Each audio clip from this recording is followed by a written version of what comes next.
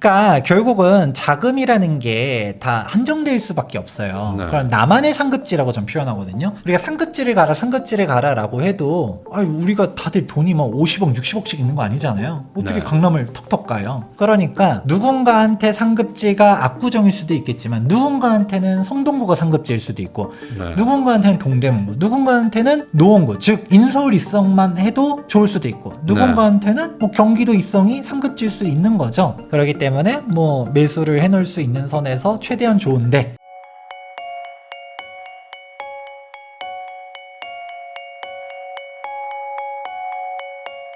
김재경 소장님하고 이야기 나누고 있습니다. 그러면 결과적으로 지금 집을 안 가지고 있는 무주택자 분들 입장에서는 아직 그래도 다들 좀 관망세가 느껴지기 때문에 조금만 더 지켜보자라고 생각하시는 분들도 있고, 또 반대로 지금 대출도 막혔기 때문에 어쩔 수 없다, 뭐 전월세 살면서 차라리 뭐 시간을 좀 한 4년 있다가 뭐 아예 그냥 2+2니까 좋은 뭐 임대사업자 집에 가서 4년 살겠다, 뭐 이런 생각 하시는 분들도 있어요. 그러니까 파도가 오는 거를 좀 피해갈 수도 있잖아요. 4년 정도 전세 살아버리면. 이런 어떤 시나리오 어떻게 보십니까? 최악의 선택입니다.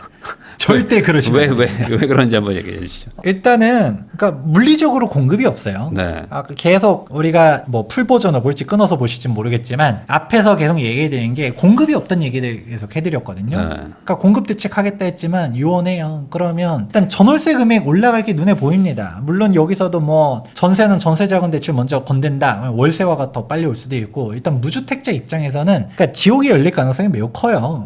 그러면 아까 얘기하셨던 것처럼 주택임대사업자 집에서 좀 싸게 살다가 뭐 네. 계약갱 청구권도 있고 그러면 조금 뭐 버틸 수 있는 거 3기 아닙니까? 신도시 나오지 않겠냐. 또 3기 신도시 네. 나 갈 겁니다 라고 해버리면 그쵸, 뭐 한 여기서 지금 시점에서도 뭐 또 3, 4년 5년 지나가면 또 이제 입주 본격적으로 이제 하나둘씩 시작하겠죠. 그런 식으로 볼 수도 있겠지만 이게 그게 근본적인 해결책이 아니라는 거죠. 왜냐면 공급 부족이 단기적으로 예를 들어 2026년도랑 2027년도만 적은 거면 그때만 조금 넘어가자라고 했을 텐데 앞으로 계속 없거든요. 그러니까 28, 29, 30, 30일도 없을 것이다. 네. 그 이후로도 더 없어요. 왜냐면 그 이후 물량들은 국토부가 뭐 예를 들어서 서리풀 지역 입주 시점 언제라고 얘기했었냐면 2031년도 입주시키겠다고 그랬던 것 발표했어요. 같아요. 뭐 5년 안에 한다고 했던 것 같아. 예. 불가능이라고 저는 생각합니다. 그렇죠.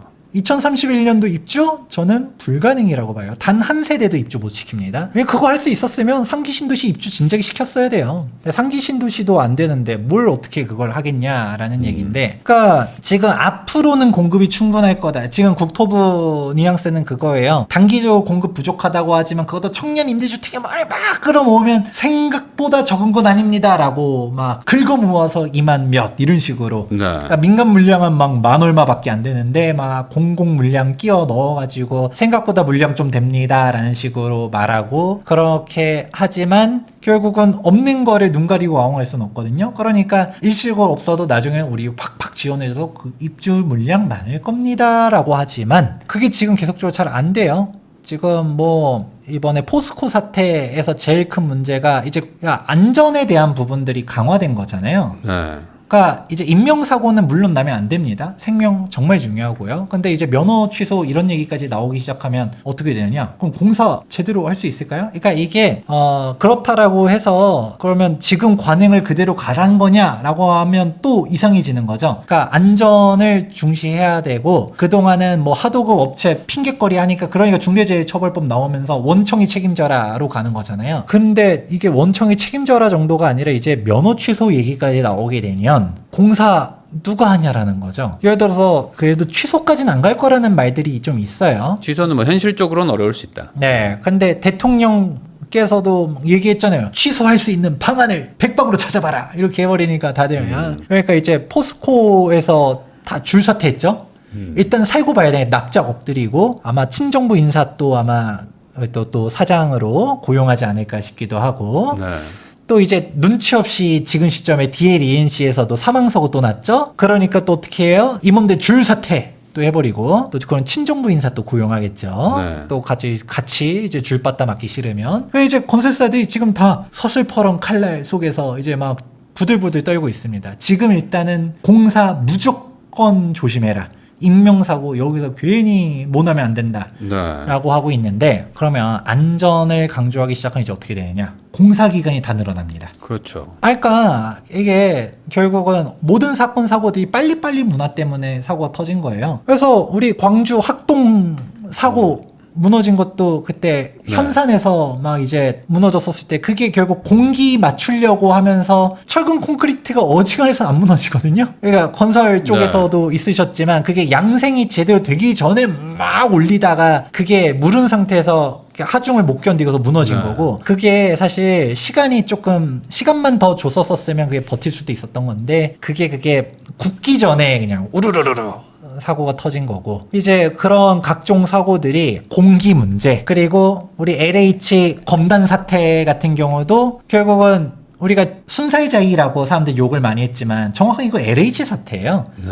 그때 당시 국토교통부가 GS 모든 현장 전수조사했지만 사람들이 그때 당시 GS 영업정지 10개월 이것만 대대적으로 보도했지 그 파일들 잘 보다 보면 이제 GS 현장 전수조사했더니 다른 GS 현장들 보니까 철근 멀쩡하고 콘크리트 양호하다. 그 LH 현장들이 사건 사고가 많은 게 그게 그 중소기업 업체들 거 써야 되는 부분들 있습니다. 그러니까 콘크리트 같은 경우도 이미 한번 이제 품질 부적합 받은 데가 또 납품하고. 그러니까 이게 약자가 항상 선은 아니거든요. 그러니까 뭐 이제 광주에서 이제 학동 사태 났던 것도 그 지방 업체들 레미콘 쓰다가 콘크리트 쓰다가 또 양생 불량 된 것들도 있고 저품질 콘크리트. 그러니까 이런 것들 이게 5만 가지가 종합적으로 터진 건데 근데 그런 거 저런 거 다 무시하고서 건설사 책임이야라고 해버리면 그럼 뭐 어떻게 돌아갈까요? 그럼 이제 아무튼 인명사고 나면 안 돼. 그럼 공사기간 늘어나는 거죠. 네.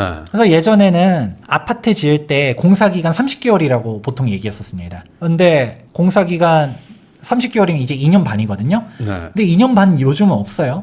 다 3년 넘어갑니다. 지금 3년 다 넘어가는 걸 넘어서 최근에 한남 4구역 삼성물산에서 수주했었는데 공사기간 4년 제시했어요. 네. 참고로 한남 4구역은 최고 층수 22층입니다. 물론 뭐 이제 안반이 어쩌고저쩌고 지하 공사 뭐 시간 좀 오래 걸려요라고 했지만 제가 깜짝 놀랐죠. 아 이제는 공사 기간 4년이구나 했는데 그것도 포스코 사태 전이잖아요. 안전이 이제 정말 중요해져. 그러면 공사 기간 이제 4년이 기본되고 4년 반 되고 이러지 않을까요? 그러면 건설사 입장에서는 한 번에 돌릴 수 있는 캐파는 분명 정해져 있는데 현장마다 공기가 증가하면 한 사업장마다 일으켜야 되는 매출이 더 커야 되겠죠. 네. 공사비 다 증가하는 겁니다. 그러니까 사람들이 통계를 자기 입맛대로만 보는데 이제 그거죠. 해외 OECD 선진국들보다도 대한민국 건설산업 재해 건수 너무 큽니다. 문제입니다. 라고 말하면 쭉 낮춰야겠죠. 그러면 이제 뭘 어떻게 해줘야 돼요? 돈 많이 주고 이제 공사 기간 많이 줘야죠. 그렇죠. 네. 그러니까 우리 삼성물산도 해외에서 엄청 멋있는 건축물 잘 짓잖아요. 돈 잘 주고 공사기간 충분히 주면 잘 짓습니다. 근데 아파트들 맨날 이게 문제 터지고 하는 게 뭐예요? 공사기간 팍팍하게 주고 네. 공사 비용도 팍팍하게 주니까 거기서 결국은 마진을 맞춰야 되잖아요. 그러니까 그렇게 터지고 LH 아파트가 맨날 저품질 논란 나오는 게 LH는 슈퍼갑이에요. 그러니까 야 무슨 민간 시장들은 공사비 요즘 800만 원이었어요. 다 900만 원 넘어가고 있거든요. 근데 야 너네 600에 해, 700에 해. 근데 거기서 마진 맞추려고 하면 어떻게 돼요? 그러면 이제 품질이 그냥 떨어지는 거죠. 그러니까 LH 아파트가 다 저품질 퀄리티 되는 게 LH가 직접 시공을 하는 게 아니에요. 그렇게 저렴하게 할 수 있으면 정부 시공사를 만들면 되죠. 네. 시행사예요. LHSH는 시행사입니다. 직접 공사를 안 해요. 근데 거기 LH야말로 진짜 문제가 정말 심각한 건데 이걸 포스코 사태 하면서 건설사를 다 옥죄고 그럼 공사 비용 늘어날 거고 공사 기간 늘어날 거고 그럼 조합원들 분담금 늘어날 거고 일반 분양가 높아질 거고 네. 집값은 높아질 거고. 그러면 이런 얘기를 갑자기 왜 하느냐? 이게 지금부터 현 정부의 스탠스다라고 하게 되면 뭐 사망 사고만 나면 다 문 닫아라 이런 식으로 할 거거든요. 네. 책임져라라는 얘기할 거고 이게 물론 인명사고 나면 안 되는데 이런 식으로 다 그러면 사회적 비용들이 다 커지는 거고 그러면 이제 뭐 결국 선진국으로 가면서 비용도 많이 내는 거죠. 그럼 고비용 구조로 가게 되면 점점점 정비사업들 어려워지고 핵심 지역들 이 금액 감당할 수 있는 데들만 갈 거고 그러면 이런 얘기가 뭔 얘기하다 나왔냐? 무주택자들 입장에서는 기다려야 되느냐 얘기하다가 이 얘기 나온 거잖아요. 네. 기다려봤자 그러면 집값 떨어질 거냐? 전 안 떨어질 것 같다라는 거죠. 그러니까 공급이 안 되고 돼도 엄청 비싸게 분양할 것이다. 그쵸. 그러니까 일반 분양가도 항상 그랬잖아요. 둔촌주공 13억에 분양할 때 거품입니다. 빠질 겁니다. 했지만 근데 지나고 보니 그때 받았어야 됐어. 그때 분양받지 말란 사람들이 이게 정부가 살려준 겁니다. 막 이런 식으로 둔촌 일병 구하기 뭐 이런 식으로 얘기하지만 둔촌 일병 구하기고 뭐고 13억짜리 아파트가 없잖아요. 그리고 2019년도 12, 16 대책 때도 15억 초과 고가주택 대출 금지라고 했지만 아이러니하게도 그때 당시에 19년도에는 15억 초과 주택은 고가주택 인식이 있단 거죠. 근데 15억 주택이 지금 고가주택인가요? 지금 뭐 그냥 중간 정도 되죠. 중간, 네. 중하, 중상 정도. 지금 마용성은 이제 막 20억, 25억 그냥 훅 돌파하고 있고 우리가 서대문구, 동대문구 여기도 이제 신고가 찍는데 보면 이제 15억 막 다들 돌파하고 있고 이제 뭐 노도강쯤 돼야 이제 15억 이하 주택들이 있거든요. 그러니까 이런 거 생각해 보면 이미 집값은 계속 올라가요. 일단 유동성이 풀리는 상황 속에서 어떻게 답이 안 나오는데 그러면 무주택자 입장에서 아까 부익란이 얘기했던 것처럼 일단은 주택임대사업자 물량으로 들어가겠다. 근데 주택임대사업자도 이제 다들 만료 시기가 이제 몇 년 안 남았거든요. 네. 여러분들 다 빌라 가고 싶은 거 아니잖아요. 빌라 지금 전세 시세는 다 무너졌어요. 26년, 7년쯤 되면 거의 다 이제 마무리 다 되실 거예요. 임대사업자들. 아파트를 선호하는 건데 아파트는 이제 주택임대사업자 네. 신규 등록 없거든요. 모르죠. 이제 주택임대사업자 아파트 등록할 수 있게 또 풀어줄지 어쩔지 모르겠는데 풀어준다 하더라도 속지 마세요. 여기서 속으시면 안 됩니다. 참고로 아파트 임대사업자 참고로 이제 빌라 같은 경우도 10년짜리 이제 임대사업자 네. 등록할 수 있게 돼 있지만 등록하면 호구입니다. 혜택 없어요. 양도세, 종부세 혜택 없고요. 장기 보유 특별공제도 혜택 없고요. 그냥 등록하면 그냥 10년 동안 의무 임대기간 못 지키면 과태료만 3천만 원짜리입니다. 네, 맞아요. 그러니까 그거 할 필요가 없어요. 근데 이걸 잘 모르고 그냥 주인사 등록하면 좋은 것처럼 얘기하지만 그런 거 아니거든요. 그러니까 주인사가 이제 남은 거 몇 년 안 남았고 거기서 조금 버티다가 계약갱신 청구권 쓰면 뭐 그러면 조금 더 싸게 살 수도 있겠지만 네. 그것도 파해법이 또 있죠. 주인이 실거주하겠습니다 라고 하면 또 나는 안전한 줄 알았더니 갑자기 뭐 쫓겨나. 그러니까 이제 전세 금액 다 올라가 있어. 그러면 지금은 내가 몇 억을 더 땡겨가지고 내 집 마련 할 수도 있을 수도 있지만 근데 그때는 몇 억을 땡겨가지고 전세살이를 하는 수밖에 없을 수도 있기 때문에 결국은 내가 원하는 주택이 어디냐가 가장 핵심이에요. 내가 뭐 인구 감소 지역 인구 소멸 지역 막 지방 중소도시 살 거야. 그러면 내 집 마련 안 해도 됩니다. 서울에서도 난 빌라 살 거야. 오피스텔도 괜찮아. 내 집 마련 급하게 안 하셔도 됩니다. 근데 다들 원하는 지금 계속 공급이 부족하다는 얘기도 모였어요. 유효 공급이 없다는 얘기했거든요. 네. 서울에 대단지에 역세권 신축 그것도 면적이 최소 59제곱미터, 84제곱미터 이상 되는 중형 평형대 얼마나 있느냐? 없어요. 앞으로 공급되기에 점점 더 유언합니다. 그러면 여러분들 뭐 동사무소, 뭐 경찰서에서 복합 개발한데 뭐 한밤중에 경찰권 사인에 올릴 때 민원 안 넣을 자신 있으시면 그런데 사르셔도 되고요. 그런 거 싫다라고 하면 무주택으로 있으면 점점 더 힘들어질 것 같다. 일단 얘기했잖아요. 월세 금액 올라가는 게 눈에 보인다. 그럼 월세 사는 세상이 되면 돈 없는 서민들은 더 힘들다. 그러면 이제 마지막으로 이건 좀 궁금해요. 그러니까 이 지금 집을 사고 싶은 분들도 이제 막 강남은 막 계속 간다고 그러고 막 똘똘한 한 채는 더 간다고 하는데 내가 살 수 있는 돈은 뭐 예를 들어 막 5억짜리 뭐 6억짜리 뭐 7, 8억짜리 이게 막 전부인 분들이 사실 훨씬 많거든요. 그러니까 내가 사고 싶어도 내가 산 집이 안 올라갈 수도 있잖아. 그러면은 이게 무슨 의미가 있지? 이런 걱정들을 한단 말이죠. 그러니까 아주 심플하게 얘기해서 그냥 대세 상승장이 올 것인가? 이거에 대해서 어떻게 생각하십니까? 대세 상승이라고 말하기에는 좀 쉽지 않을 거라고는 생각해요. 네. 그러니까 그게 되려고 하면 그러니까 안 올라간다는 아니에요. 하다못해 제가 빌라 얘기했지만 빌라도 올라갈 거예요. 네. 그런데 그 격차가 벌어지는 게 문제죠. 격차는 벌어질 것이다. 네.